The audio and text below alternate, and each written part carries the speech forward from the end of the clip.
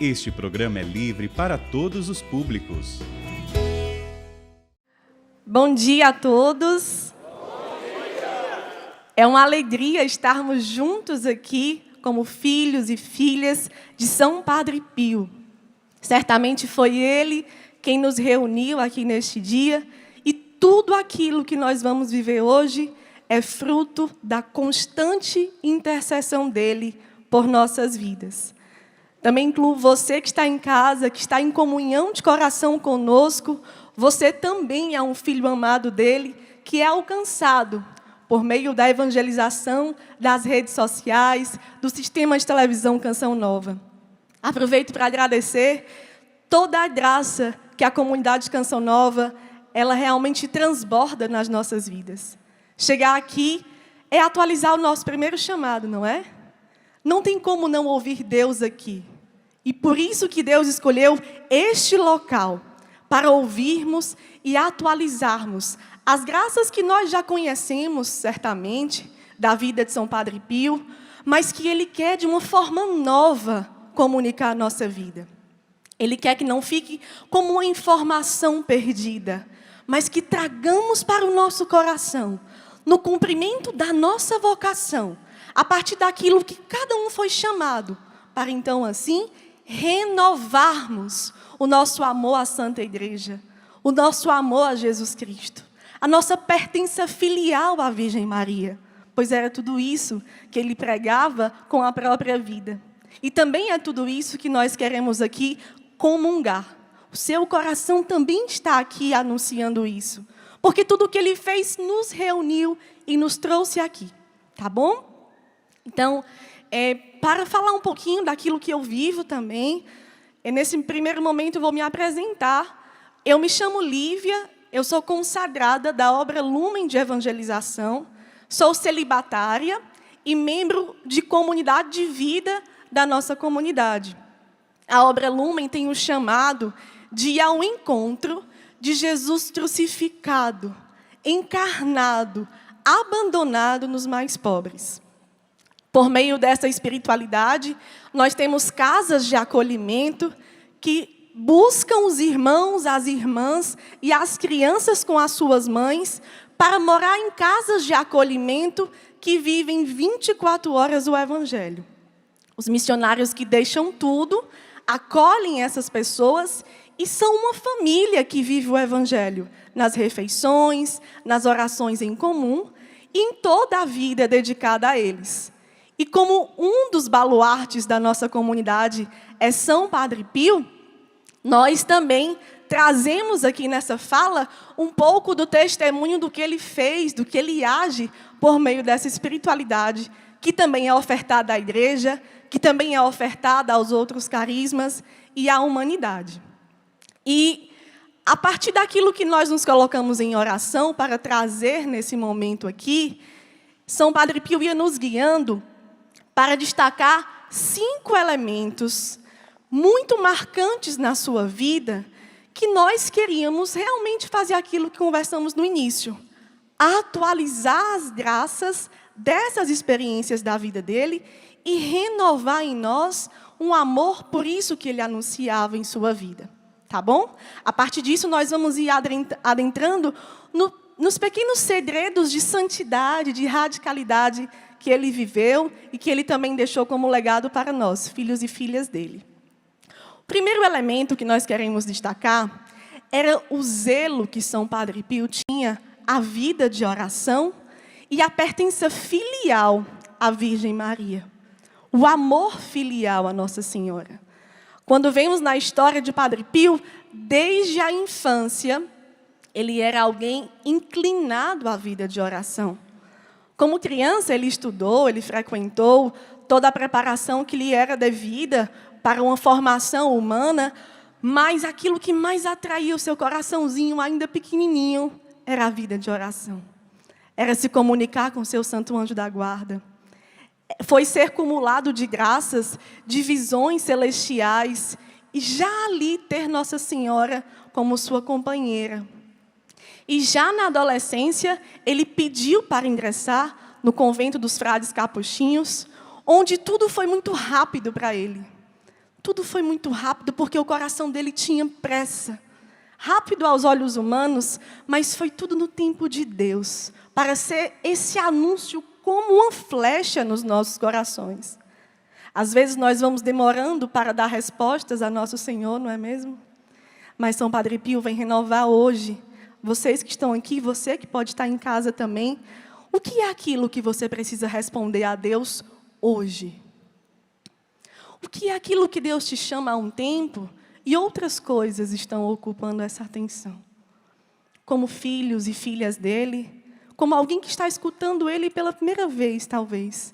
Traga isso para o seu coração. Como Padre Pio, o que eu preciso me colocar na presença de Deus hoje e responder o chamado que Ele tem para a minha vida?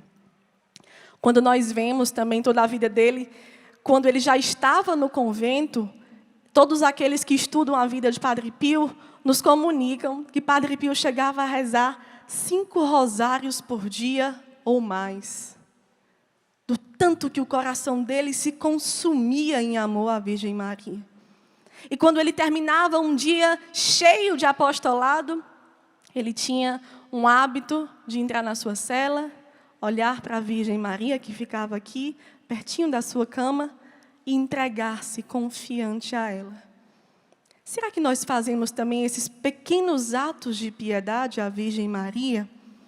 Assumimos ela como companheira nossa e renovamos a nossa oferta, confiando tudo a ela? Consagrando tudo a ela? Foi assim que ele soube viver a sua vocação. Ele entendeu que ele tinha uma mãe na sua vocação. E a essa mãe ele soube confiar tudo, absolutamente tudo o que ele viveu. O segundo elemento que nós queríamos trazer aqui era o ardor, o profundo ardor que São Padre Pio tinha pela Eucaristia e pela Santa Missa. Nós temos o conhecimento de que quando ele celebrava a Santa Missa, ele iniciava às 5 horas da manhã, religiosamente. E ele tinha essa devoção, esse hábito, porque ele queria já começar o dia na graça da Santa Missa.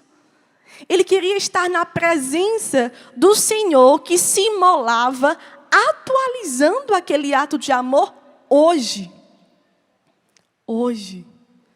Tem um estudioso de Padre Pio que revelou que ele teve uma interlocução com Jesus, que Jesus chegou a explicar a ele mistérios da Santa Missa, como que flechas em seu coração, para que ele pudesse viver com toda aquela devoção e piedade.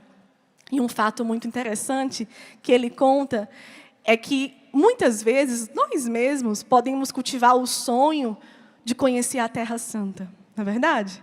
Imaginar ali os caminhos que Jesus fez, atualizar e contemplar onde ele pisou, o que ele olhou, não é mesmo? E Jesus revelou a São Padre Pio que mais importante do que visitarmos um local que ele foi há mais de 20 séculos, seria o nosso coração na presença diária da Santa Missa. Porque ali ele está, naquele momento, em corpo e sangue, alma e divindade. E é tão fácil irmos à missa, é tão acessível, principalmente no nosso contexto de nação, né? Não nos custa nada. Às vezes custa aquilo que nós precisamos converter. Mas atualizar essa graça de devoção é trazer como filhos e filhas de São Padre Pio esse ardor pela Eucaristia. São Padre Pio chegava a confessar 120 pessoas por dia. E esse coração abrasado e consumido, os estudiosos nos explicam que ele encontrava a força, o fundamento, a substância a partir da Santa Eucaristia que ele celebrava diariamente. Então, precisamos também trazer ao nosso coração isso. Nós que já seguimos a Jesus, nós que muitas vezes queremos fazer tudo por Ele, e devemos fazer. Mas onde é que está o fundamento? Onde é que está a motivação? é anunciar o amor de Jesus por nós e também comungar desse amor por meio de fontes de espiritualidade que a nossa amada igreja já nos dá, como é a Santa Missa. Isso São Padre Pio também nos ensina, nos deixa como legado. E, diante desse ponto aqui, nós também gostaríamos de destacar algo que tem acontecido, que inclusive aconteceu aqui na Canção Nova, no passado. O Encontro com Deus Tem Jeito, que ele vai reunindo pessoas, movimentos, realidades diversas, que, em atenção àquilo que o Papa Francisco nos pede, nós nos unimos em comunhão para ser uma resposta de amor ao Cristo que está abandonado nos mais pobres. E eu trouxe isso aqui porque, em uma das cartas que recebemos do Papa Francisco, pelo Encontro com Deus Tem Jeito, o Papa Francisco nos falava que devemos amar Jesus nos pobres e socorrê-los em resposta à comunhão sacramental que recebemos na Santa Missa. Olha que interessante. E aqui é o terceiro elemento da vida de São Padre Pio que ele tanto nos ensinou. Padre Pio soube ver Jesus abandonado, crucificado, encarnado nos mais pobres. E mais do que ver, ele soube amá-lo. Ele quis a todo instante tirar Jesus da condição da cruz, consolando os mais pobres. E nessa motivação, foi aí que ele construiu o hospital Casa Alívio do Sofrimento, para ser essa resposta generosa de amor. Vejamos, de tudo aquilo que estamos conversando, Padre Pio soube reconhecer Cristo no pobre em resposta à comunhão sacramental que ele recebia todos os dias. O mistério de ver Jesus imolado na Santa Missa o levava a reconhecer Jesus crucificado em tantas vidas abandonadas, esquecidas, à margem da sociedade.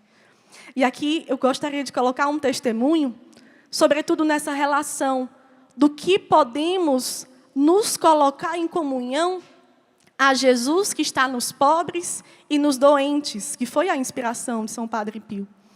Nós da Obra Lumen, por meio das casas de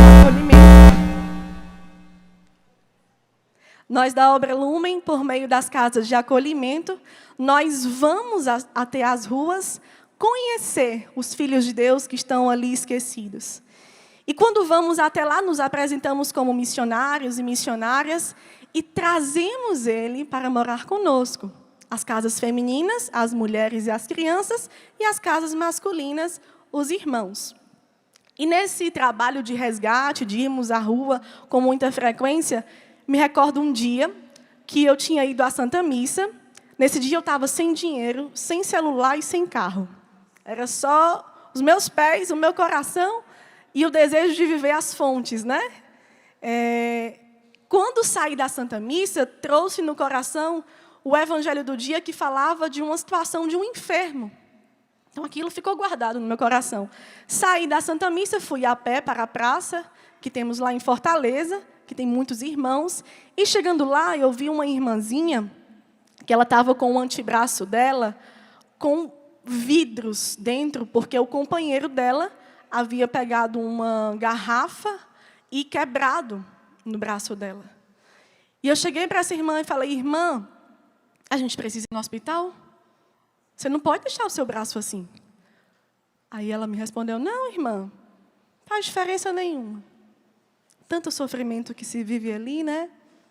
A pessoa, ela mesma vai se abandonando, ela vai se acostumando. Não tem, muitas vezes, uma presença que olhe e entenda a sua dor. Naquele dia, eu pedi a Deus a graça de fazer algo por ela e disse assim: olha, eu vou para casa a pé, volto aqui 11 horas, venho lhe buscar com algum carro que eu não sei ainda, mas vai aparecer esse carro, e nós vamos para o hospital. Aí cheguei em casa correndo, liguei para uma irmã de comunidade, ela trouxe o carro dela, nós fomos à praça, ela estava nos esperando, e fomos para o hospital. Quando chegamos no hospital, me apresentei juntamente a ela, e o pessoal do hospital me olhava dos pés à cabeça. sem entender porque aquilo estava ali acontecendo. Aí até que uma funcionária falou, que mal me pergunte, mas a senhora é o quê dela? Eu sou irmã dela. E ela precisa de um atendimento, porque o braço dela está com essa circunstância, ela não pode ficar assim. A senhora é irmã mesmo? Ela é bem moreninha, a senhora é bem branquinha. Aí eu sou. Somos irmãs na fé. E aí a senhora poderia atendê-la, por favor? Claro, tudo bem, tudo bem. Aí foi nos levando, esperamos ali o procedimento, ela entrou num pequeno procedimento cirúrgico que ia fazer, e ela pedia que eu fosse até o procedimento cirúrgico com ela. Por favor, não me deixe sozinha, eu tenho medo, muito medo, muito medo. E quando ela falava, eu atualizava Jesus no Calvário, também falando, também sentindo tudo isso. E quando ela disse, o médico chegou a me chamar, porque ela estava inquieta na maca, e eu fui, me levantei e fiquei perto dela. Aí eu falei bem baixinho, olha, fique calma, você não está sozinha, vai dar tudo certo. Quando eu estava ali com ela, e ela gritava, aí eu falei assim, não, como um ato de amor, eu vou olhar aqui para ela ver que eu estou olhando, que está tudo certo, e vai dar tudo certo. Só que quando eu olhei, eu passei mal. Meu Deus, o médico, não, minha senhora, vacinar, a senhora está pálida.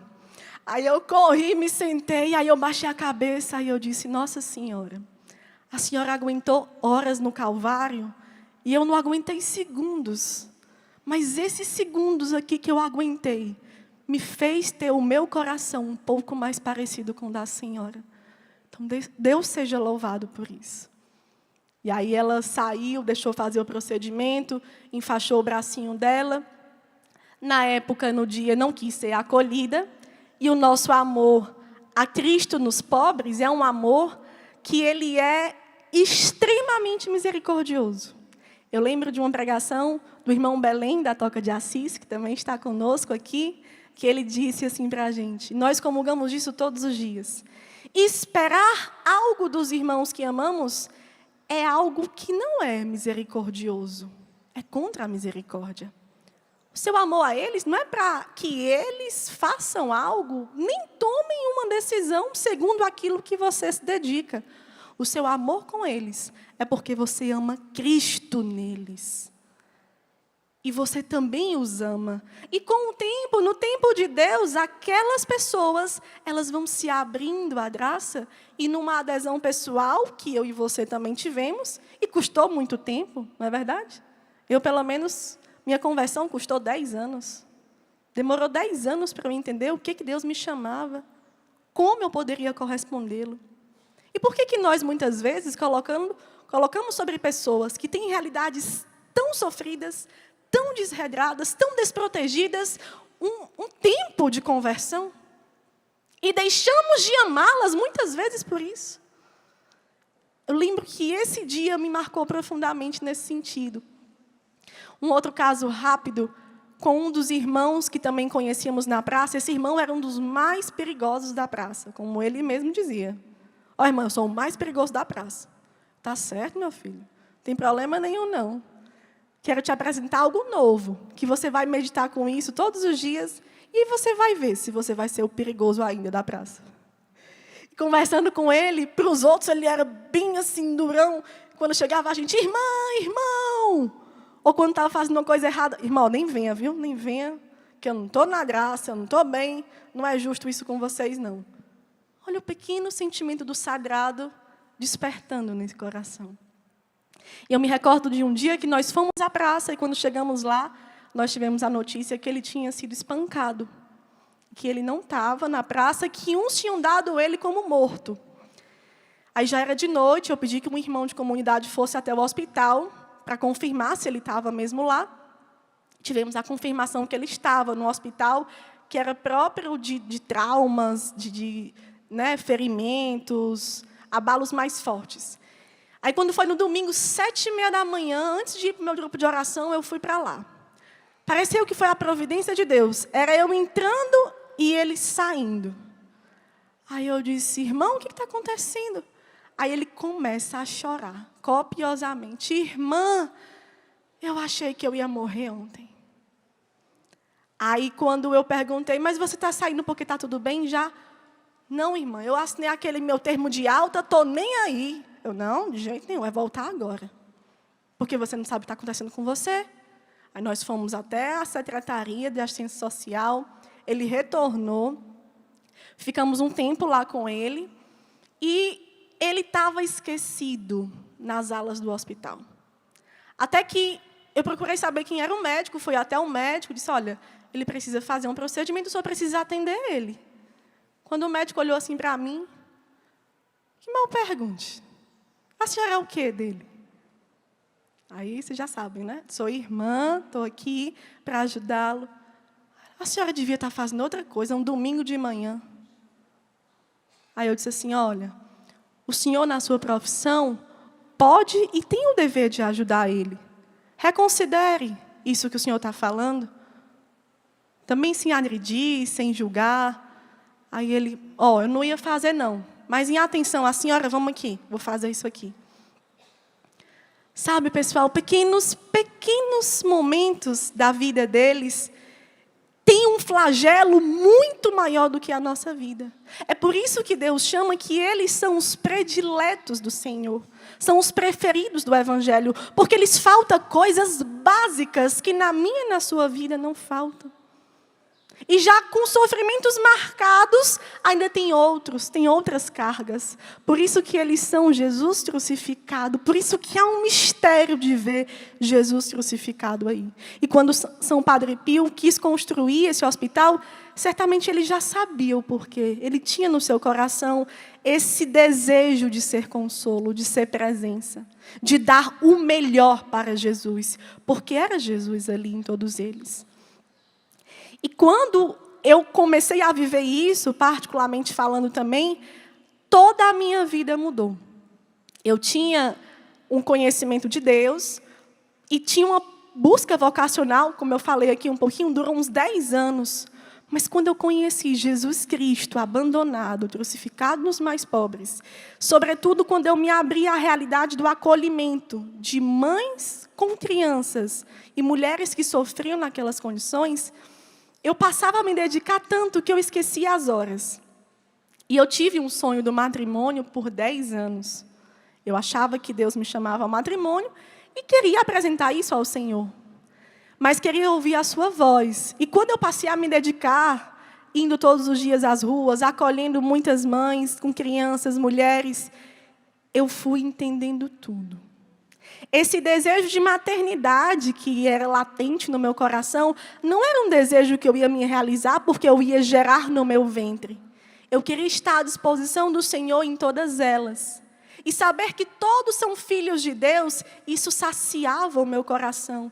E o meu chamado foi ponte para a restauração da maternidade daquelas mulheres com as suas crianças. Porque é triste.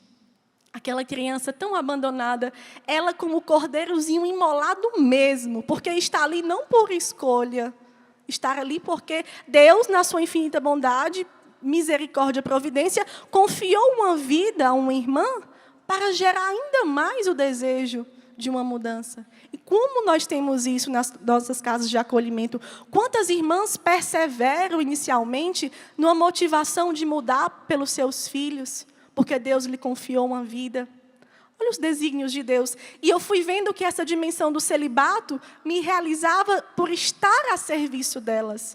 E no celibato nada me falta. Porque eu encontrei Cristo sofrendo nelas, neles. E isso é uma forma que eu tenho de amar. Amar no ato mais radical e extremo. Talvez vocês não tenham essa realidade como a minha, mas tem algo na sua vida que você pode entender como aumentar esse amor a Jesus nos pobres, como atualizar esse amor todos os dias. Não é experiências de um ano atrás, de muito tempo atrás, experiências novas, que nós fazemos a experiência de ver Jesus falando pelos pobres. Às vezes ele é tão misericordioso e sabendo que a nossa fé é tão fraquinha, quantos relatos nós temos de Jesus chegar a falar coisas por meio dos irmãos, das irmãs, que não era ali da cabecinha deles e a gente conseguia perceber. Mas quando ele não fala também não tem problema. Porque o Evangelho não fala, que não é o que Jesus fala nos pobres, é o que nós fazemos aos mais pobres, que nós chegamos a ofertar diretamente a Ele. Entendem? E quando vamos entendendo isso, isso vai como escamas que caem dos nossos olhos e nós vamos conhecendo um Jesus extremamente apaixonante. Um Deus que não está na sua condição gloriosa esperando a nossa conversão. Um Deus que desce, que se abaixa, que se encarna, que traz toda a dor para si, como um cordeiro imolado. Não há mais de 2000 anos atrás, o sacramento da Santa Missa já nos anunciava que o mistério da Santa Missa é atualizado no altar. Mas o mistério de Cristo escondido nos pobres também é uma fonte de espiritualidade que nós podemos aprofundar, a exemplo do que São Padre Pio nos ensina. Recordar isso é seguir aquilo que Raniero Cantalamessa nos fala. Jesus está escondido no pobre.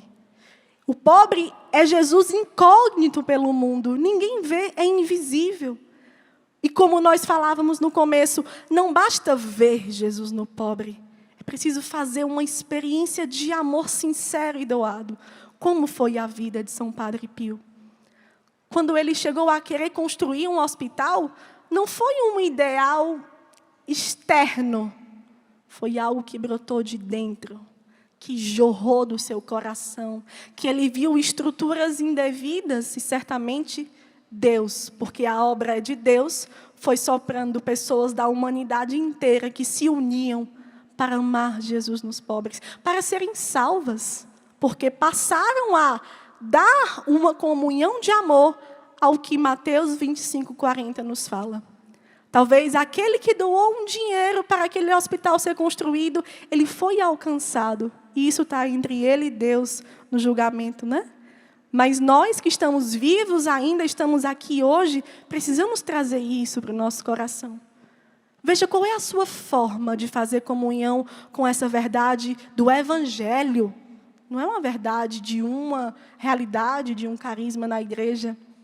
É do Evangelho. E por isso que Deus nos reúne aqui a entendermos um pouco mais sobre como podemos realmente anunciar isso. E quando eu falo que ofertei o sonho do matrimônio e acolhi o celibato como vocação, como chamado, isso realmente foi por causa desse encontro. E aí, o que nós precisamos hoje também entender, será que você está no chamado que você tem que estar mesmo? Será que você não tem algo a aprofundar? Principalmente, Deus coloca até no meu coração, você que está em casa e está assistindo isso aqui, por acaso não. Porque o acaso ele vem de Deus, por providência divina. Deixe Deus falar.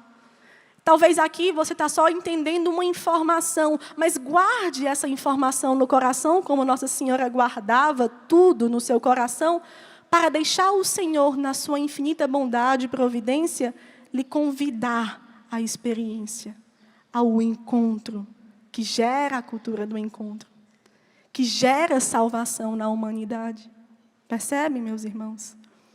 E quando nós vamos tocando, eu falava que escamas caíam de nossos olhos, porque é essa a experiência. Eu lembro que, quando eu me tornei missionária, em 2016, nós ainda não tínhamos a clareza de uma vida voltada para acolher os pobres. Quando eu conto isso aqui para vocês, eu trago um testemunho vivo, porque no começo eu também não conseguia enxergar assim. E uma cena que me marca profundamente, colocando aqui a miséria do meu coração para vocês, foi um dia, já como missionária, nós estávamos na nossa casa de missão, e uma irmã que estava passando na calçada, ela bateu a porta, e eu fiquei sabendo que aquela irmã tinha perdido a guarda dos filhos, porque o companheiro chegou a abusar uma de suas crianças, e ela não fazia nada. E já como missionária, e sentindo um pouco uma confusão de sentimentos, eu me recordo de um dia que ela chegou na porta de casa, e ela me pediu alguma coisa, e eu não tratei ela com mansidão. Eu não tratei ela com compaixão. Eu não tratei ela mal, mas eu não tratei ela bem. Isso é a diferença. E confesso que achava-me que tudo estava normal, porque eu dizia, poxa, ela não ajudou a criança dela, foi uma falta dela. Então, quando eu cheguei, pois não, bom dia, o que a senhora quer? Com essa cara fechada, sabe? Aí ela, queria um copo d'água. Jesus falando ali para mim já. Jesus já querendo quebrar meu coração, né? Tá certo, então eu vou pegar um copo d'água para a senhora. Peguei o copo d'água, e aquele copo d'água que eu dei para ela, eu dei tão de cima para baixo, pessoal, que eu lembro disso assim como uma flecha no meu coração, mas hoje não carrego mais nenhuma culpa, nenhuma dor, porque eu também não conhecia. E Jesus me encontrou para me revelar essa verdade, mas para que isso ficasse entranhado no meu coração. E quando eu dei aquele copo assim de cima para baixo, daqui, copo de água para a senhora. Ela, agora eu queria entrar. Não, entrar a senhora não pode. Pois tá bom então. Deus abençoe a senhora. E aí, isso foi 2016. Em 2018, Deus passou a revelar que Ele queria essa missão de casa de acolhimento para a gente. E aquela cena tinha ficado como um martelo no meu coração. Como Deus é misericordioso. Aquela mesma irmã que passava em 2016, voltou a passar em 2018. E aí eu olhei para ela, completamente diferente. Já não era mais a Lívia, era a presença do ressuscitado em mim, que levava a me aproximar dela. E aí eu abri o portão, fui até a calçada, me baixei, olhei no olho dela e disse assim, Dona Maria, a senhora quer ser acolhida hoje? Não.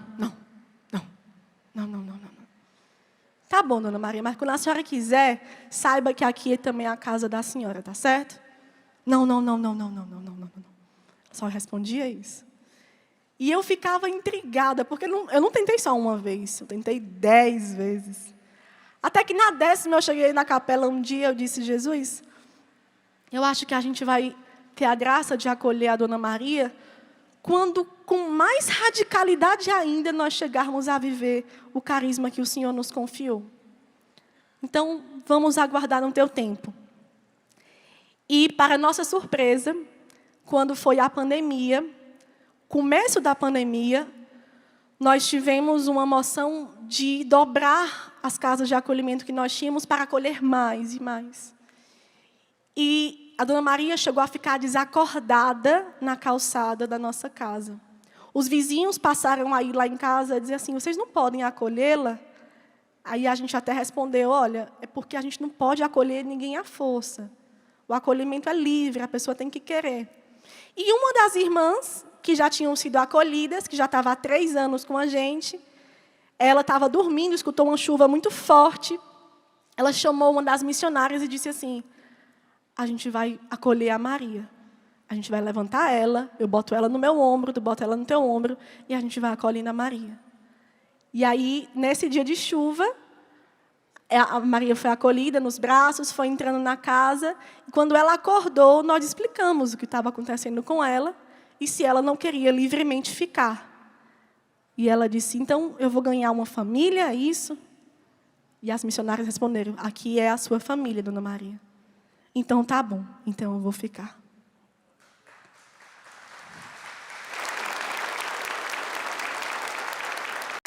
E fatos como esses desinstalam o nosso coração.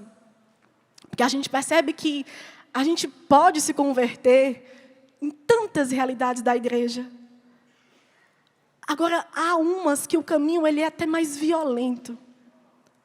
Não dá para improvisar um amor assim. Precisa ter o coração ancorado naquela verdade evangélica. Por isso que nós, quando vivemos isso, nós não dizemos que realizamos uma ação social. Não é só isso. Nós vamos ao encontro de Cristo crucificado nos mais pobres. E é Ele quem nos ensina como é. É a experiência diária. Eu não sabia como chegar na Dona Maria depois daquele momento, mas como a misericórdia do Senhor é nova, nem olhei para trás daquilo que não foi feito, porque hoje ali tinha algo a ser feito. E a Dona Maria, ela foi profundamente amada até o fim da vida dela, e ela já está no paraíso. E antes de entrar no paraíso, ela teve essa família. Nós também tivemos a graça de tê-la na nossa família. E isso é o que faz a diferença. Isso é o que deve nos mover a, segurando na mão de São Padre Pio, pedir que ele interceda pelo nosso coração, para termos um coração livre, pobre e feliz em viver essa verdade e anunciar isso. Como eu falei, queria repetir. Por isso que o meu celibato ele é tão pleno, porque eu não me vejo sozinha. Eu tenho um companheiro que é Jesus. Ele me leva, ele que vai à frente. E eu cuido dos filhos dele e devolvo eles para ele. Mas não foi assim sempre. Foi por essa verdade evangélica que eu consegui fazer essa experiência. Por isso que eu insisto tanto em trazer isso. Talvez é o tesouro mais precioso que eu poderia partilhar com vocês a partir daquilo que é a vida de São Padre Pio. Porque essa foi a chave que mudou. Claro que pela vida de oração, pela presença cheia de ardor na Santa Missa, que chega a reconhecer Cristo nos mais pobres também. E para seguirmos também nos outros elementos, o quarto elemento da vida de São Padre Pio, que nós queremos trazer aqui, que ele viveu perfeitamente, nos ensina, era a paciência, a mansidão e a humildade em meio aos sofrimentos. Não tem nem o que dissertar aqui, né? Basta a gente lembrar dos estigmas que ficaram ali por 50 anos sangrando nas mãos, no lado dele. Basta lembrarmos que ele acolhia com vergonha, porque aquilo colocava ele em uma exposição, porque pessoas queriam se aproximar dele por curiosidades vãs. E ali ele trouxe aquele sofrimento apenas para uma coisa, para entender um pouco mais o sofrimento de Cristo e querer consolá-lo. De tanto contemplar Jesus crucificado, ele era ali também o próprio crucificado, com essa graça extraordinária, que em nenhum momento ele pediu, que em nenhum momento ele esperou. Então, não vamos esperar, querer, que estigmas surjam em nós, enquanto existem travos, existem espinhos já em nossa alma, existem flagelos diários no nosso caminho de conversão. E como nós respondemos a tudo isso? Não precisa ser visível. E graças a Deus que não é visível, não é verdade? Assim podemos viver mais o escondimento. Assim ninguém vai perceber, ninguém vai nem notar quando algo nos custar. E quando custar, significa que estamos deixando a nossa vida antiga, estamos assumindo os sentimentos e os pensamentos de Cristo. Cristo. Estamos nos deixando ser desposados por Ele, como o Padre Pio também deixou. Não sei se vocês recordam daquela última cena do filme de São Padre Pio, aquele filme de 3 horas, quando ele dizia para Deus assim: o Senhor está sofrendo aqui dentro de mim. Eu estou dentro de você, você está dentro de mim. Quanto mistério! Eu estou pronto para que o Senhor me leve quando você quiser. Será que dizemos também assim em meio aos sofrimentos? Ou às vezes murmuramos, ou às vezes questionamos e deixamos de abraçar a cruz por tão pouco? Deixamos de abraçar a cruz porque está incomodando. Como incomodou Jesus, ao ponto de, no caminho de salvação por mim e por você, Ele ter suado sangue. E ali não é um milagre no campo religioso, propriamente dito. Aquilo é um fator biológico. O sofrimento foi tanto, que se rompeu os vasos capilares sobre as glândulas sudoríparas. E ao invés de água, Ele suou sangue. Acho que nem eu e nem você chegamos a um sofrimento assim em vida. E talvez não vamos chegar, certamente não vamos chegar. E aqueles que vão bater à nossa porta, nós podemos, com coragem, com amor, e somente por amor, responder prontamente, como São Padre Pio. São Padre Pio não buscou o sofrimento. O cristão não busca o sofrimento. O cristão busca a alegria, não é verdade? O cristão comunica a alegria. O cristão comunica que Jesus nos salvou, que nós estávamos numa vida completamente devastada e Ele nos encontrou assim. E Ele que foi nos trazendo, e Ele que pouco a pouco foi nos configurando a Ele, aos seus sentimentos e aos seus pensamentos. Agora, para darmos testemunho daquilo que o Senhor fala e pela dureza dos corações, nós vamos ter embates como foi com Jesus. E devemos responder como o Padre Pio, na humildade, no silêncio, na mansidão e acolher os tesouros de tudo isso. Entendem, pessoal? Entendemos isso?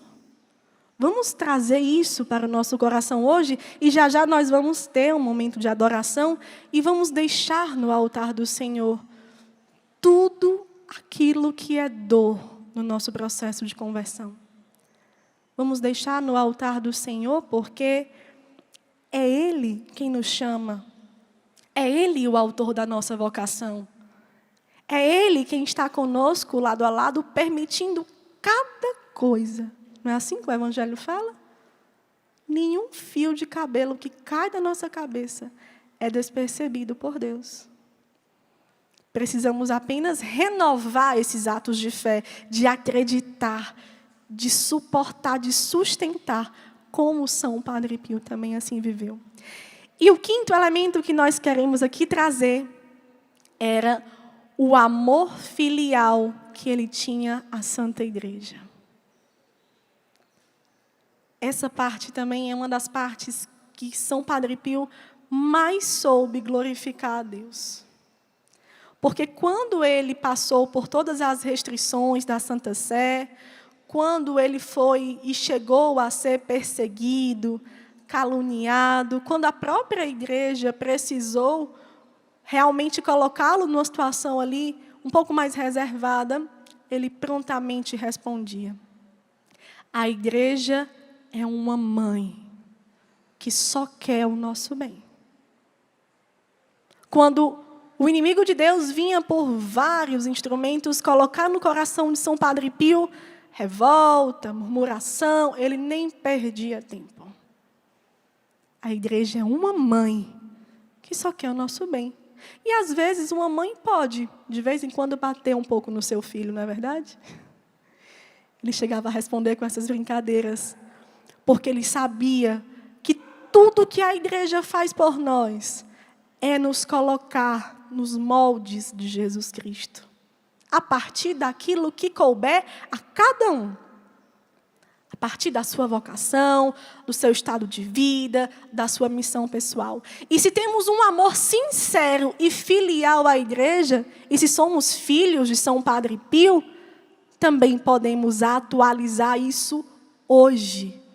Também podemos renovar o nosso amor pela Santa Igreja e a nossa confiança nela, que faz nascer tantos carismas, que faz nascer tantas e tantas inspirações, que ali, tendo São Padre Pio como um sacerdote dentro de um convento, chegou a fundar tantos e tantos grupos de oração que são vivos até hoje, e ele inseria-os na paróquia, ele ia inserindo nos movimentos que já existiam, tudo com comunhão. E isso é um segredo para amarmos a igreja. Tudo fazermos com comunhão à igreja. Só existimos porque Cristo, ali na cruz, com muita paciência de todos os mistérios da sua vida, até o Pentecostes, sustentou o meu e o seu coração nesse mistério de salvação. E homens e mulheres deram a sua vida como São Padre Pio deu a sua vida. Será que nós estamos dando a nossa vida à igreja também? Afinal, precisamos continuar levando a tocha de São Padre Pio, não é verdade? Precisamos sermos filhos que se parecem com Ele, não pelo que fala ou que conhece, mas pelo que vivemos, pelo que transmitimos, pelo que anunciamos em meio a essas dimensões que aqui partilhamos. E quando a igreja nos chama, quando a igreja nos confia algo, ou quando a igreja nos corrige, está tudo bem. Porque temos uma mãe para cuidar de nós, não é verdade? Ou não fomos corrigidos pela nossa mãe na infância, na adolescência, até na vida adulta? Quantas e quantas vezes eu fui corrigida? E que graça é ser corrigida. Porque nós estamos diante de alguém que acredita que nós podemos mudar. Por isso que existe a correção. Não é verdade? E com toda essa comunhão que a igreja tanto quer, com tudo aquilo que conversamos desses 5 elementos, nesses instantes finais que nós temos aqui a conversar com vocês, nós queremos colocar como algo que Deus quer que hoje cada filho e filha de São Padre Pio possa atualizar essas graças. Eu falava aqui também sobre o encontro com Deus Tem Jeito, que é um encontro que reúne diversos movimentos eclesiais, diversos carismas. O Cleto da Canção Nova, não sei se ele está assistindo, mas essa expressão com Deus Tem Jeito também nasceu ali muito da sua vida, em comunhão de carismas com a Obra Lumen, com a Fazenda da Esperança, com outros movimentos e realidades que foram se aproximando. Nós realizamos anualmente um encontro que reúne mais de centenas de moradores de rua, de irmãos em situação de rua. Eles vivem um dia de retiro e, no final, são acolhidos e encaminhados para casas em todas as regiões do Brasil. Nós tivemos ano passado aqui na Canção Nova. Vamos ter também agora em Belo Horizonte, dia 5 de novembro. E próximo ano voltaremos aqui no Rincão da Canção Nova. E é uma oportunidade de ser igreja, um encontro como esse. Então, se você está conhecendo aqui, procure saber um pouco mais e comungar dessa alegria que a igreja tanto nos ensina. A comunhão. Nenhum carisma nasceu para se ofertar sozinho, porque somos o corpo místico de Cristo. Então, um é a mão, outro é o braço, outro é o coração, outro é Tudo isso, unidos à cabeça que é Cristo, vai colocando a igreja em movimento, em saída. Como o nosso amado Papa Francisco tanto pede, tanto clama. Como São Padre Pio viveu na sua vida. Porque ele tinha um apostolado fecundíssimo, dentro e fora. Ele se colocava à disposição, consumindo toda a sua vida. E se somos filhos dele, também podemos viver assim. Consumindo toda a nossa vida. Por amor a Cristo, por amor à igreja, na observância dos seus mandamentos, acolhendo os sacramentos, reconhecendo Cristo nos mais pobres. Amém? Amém.